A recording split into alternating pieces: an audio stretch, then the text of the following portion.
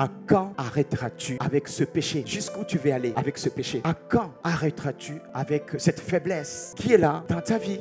Tu sais que c'est un péché qui est là. Tu sais que c'est une faiblesse que tu as. Mais jusqu'à quand? Nous savons que le péché vient de la loi. Et donc, alors, comment le vaincre? Parce que tu sais, tu sens, il y a ce péché qui est là. Il y a plusieurs sortes de péchés, vous savez. Et sans la loi, il ne pouvait pas avoir de péché. Sans la loi, pas de péché. Et donc, ce n'est pas sous la loi que tu vas pouvoir aller chercher la clé pour te relever de ce péché. Si tu regardes sous la loi, tu te trompes. Parce que le péché lui-même vient de la loi. Tu vas te culpabiliser. Tu vas essayer, comme tu le fais déjà. Tu essaies de surmonter ce péché-là, mais tu n'y arrives pas. Ça peut être la pornographie, ça peut être les mensonges, tu mens comme pas possible. Ça peut être des médisances. Tu es rempli de la médisance en toi. Tu méprises les autres comme pas possible. Tu peux être une personne qui méprise les étrangers. Tu peux être une personne qui ne considère pas les autres. Tu es une personne, tu peux être une personne qui passe ton temps dans toutes sortes de souillures immorales. Tu batailles avec, mais tu n'y arrives pas. Ça peut être la fornication, l'adultère. Ça peut être du vol, du trafic. Tu vas dire, bon, et toi et le ciel t'aidera. Non, ce n'est pas dans la Bible ça. Il y a plein de choses. Et c'est pour cela, la question s'adresse à toi. À quand arrêteras-tu avec ce péché? À quand arrêteras-tu avec cette faiblesse? C'est sûr, ce n'est pas avec la loi. Parce que dans la loi, tu ne pourras pas trouver la clé pour cela. Ce n'est pas par les œuvres de la loi que l'homme est justifié. Tu vas essayer de t'en sortir. Mais ce n'est pas avec la loi que tu pourras vaincre un péché. C'est une bataille où tu vas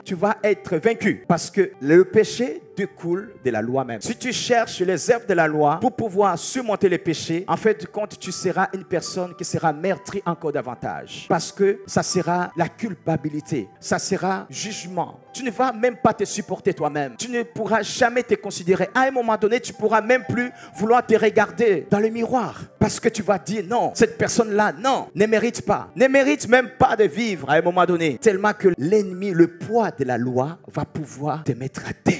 L'objectif de ce message, c'est pour te permettre à ce que tu puisses t'en sortir. La grâce, c'est notre nom de Jésus. Vous savez, on dit Jésus a apporté la bonne nouvelle, n'est-ce pas? Mais jusque-là, la bonne nouvelle ne nous dit pas encore le contenu de cette bonne nouvelle. Parce qu'on nous dit seulement c'est la bonne nouvelle. Ça ne t'apprend pas vraiment la profondeur. On te dit, hey, je t'ai apporté, je suis venu te dire la bonne nouvelle. Tu ne vas pas te limiter à là, n'est-ce pas? Tu vas dire, c'est quoi alors la bonne nouvelle? C'est ça, non? Eh bien, je me mets à ta place, tu me la poses. C'est quoi alors la bonne nouvelle? La bonne nouvelle que Jésus a apportée, c'est la grâce. C'est la grâce. Jésus est venu nous dire, hey, vous avez une faveur imméritée que vous ne méritez pas, mais vous l'avez. Au mont Sinaï, la loi a été donnée à Moïse. Cette loi, quand elle a été donnée, il y avait une loi qui existait déjà, la grâce, que Dieu avait scellée avec Abraham. Et Abraham avait compris cela. Quand la grâce elle-même était venue à sa rencontre, la grâce a dit, écoute, je te montre comment je vais te faire asseoir dans mon alliance. Et la grâce va venir avec son corps et son sang, le pain et le vin. Et pour sceller cela, Abraham va faire une offrande, la dîme des dîmes. Il va sceller cette alliance. C'était scellé. Et là, à ce moment-là, c'est Sarah qui était assise. C'était l'alliance qui était établie. Et c'est pour cela, la Bible déclare que Abraham crut et la justice lui fut imputée. Cela lui fut imputé à justice. Quoi? La grâce de Dieu. Pourquoi? Parce que tout simplement, il a scellé l'alliance avec Dieu. Et puis après, la loi est venue. Vous me suivez? La loi est venue après. La grâce existait déjà avec Abraham. Et la loi est venue. Tu peux te poser la question en disant, mais pourquoi? Il y avait déjà la grâce. Pourquoi la loi est venue?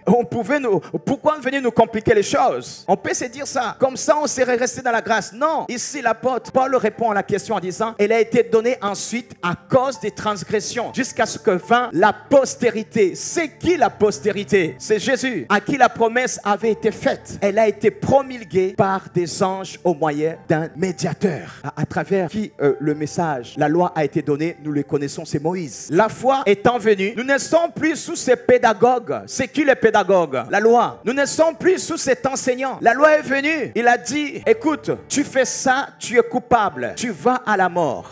Tu seras lapidé.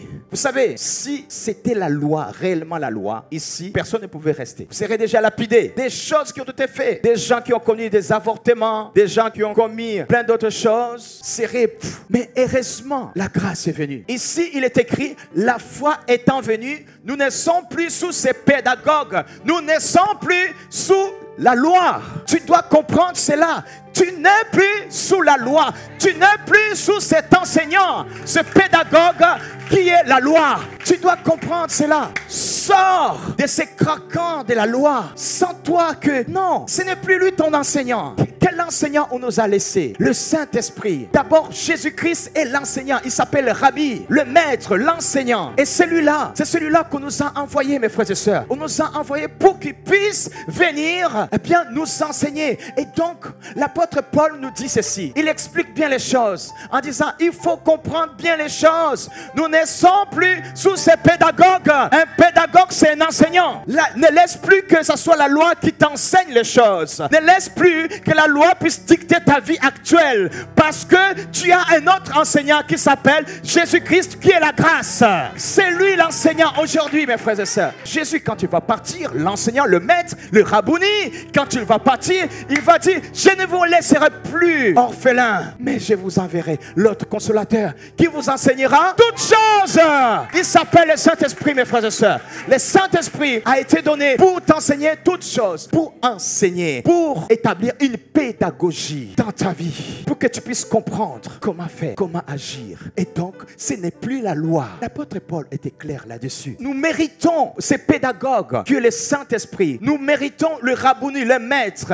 Le maître, c'est qui? C'est Jésus qui est la grâce. C'est parce que nous sommes fils. C'est parce que tu es fils. Dieu a envoyé dans nos cœurs l'esprit de son fils, lequel crie Papa, Papa. Contrairement à ce que nous lisons en français, Père, Abba, ça veut dire Papa. C'est affectueux. Hey, c'est ton papa. Il te dit, tu n'as plus à marcher sous la loi. Le poids de la loi ne doit plus marcher avec toi. Ce n'est plus lui qui t'enseigne. Ce n'est plus elle qui t'enseigne. Ce n'est plus la loi qui doit t'enseigner. Mais c'est la grâce. Nous avons été éduqués avec le fond de la loi. Donc, ce qui fait que, en m'écoutant, tu peux te dire non. Il y a une partie de toi qui va dire non. Ça veut dire que si je pêche, ben, écoute, le péché n'est plus à être condamné. Je ne te dis pas cela, mais je peux te dire, tu dois savoir exactement qu'en tout cas, tu ne dois pas porter le poids du péché. C'est pas parce que tu as péché que tu vas te dire maintenant en disant, moi, c'est fini pour moi. Non, ça, c'est qui est en train de te dire, c'est fini, je suis mauvais, je suis méchant. Tu sais, c'est qui te parle là? C'est la loi qui te parle. Parce que tu te sens comme si tu es illégitime. Tu n'as plus la légitimité des fils. Mais la grâce, est-ce que vous avez vu ce que la grâce faisait? La grâce, on va l'amener une femme adultère. Elle a dit, mais où sont tes accusateurs? Va, elle ne pêche plus. La grâce, cette femme-là qui est venue en pleurant sous ce pied, elle va déverser ses larmes sur ses pieds. Et vous savez, à l'époque, ils portaient des robes. Donc, juste pour voir le mollet, c'est déjà choquant. Cette femme-là, je vous amène dans cette période. Cette femme-là est venue sur les pieds de Jésus, pleurant sur les pieds de Jésus. Et elle a pris ses cheveux, elle a commencé à essuyer, à caresser les pieds de Jésus. Parce que c'était une pécheresse, c'était une prostituée. Ce qui avait choqué les gens qui étaient autour de Jésus, c'était quoi? Comment un homme si spirituel peut laisser cette femme-là? Regarde ce qu'elle fait. Elle pleure sur ses pieds. En plus, elle est là avec ses cheveux. Choquant! Démon est en lui. Démon. Non, il s'appelle tout simplement la grâce. Il s'appelle la grâce. Il est venu pour sauver les pécheurs. Avec la loi, tu ne sauveras pas le pécheur. Tu vas les blesser encore plus. Tu vas les détruire. Toi-même, tu vas détruire. Avec la condamnation, en mettant la culpabilité dans la personne, le jugement, c'est ça la loi. Tu ne peux pas aider quelqu'un. Tu vas encore plus l'enfoncer, encore le détruire. Mais qu'est-ce qu'a fait la grâce? La laisser qu'elle puisse aller jusqu'au bout. Il va lui dire, ma fille, va et ne pêche plus.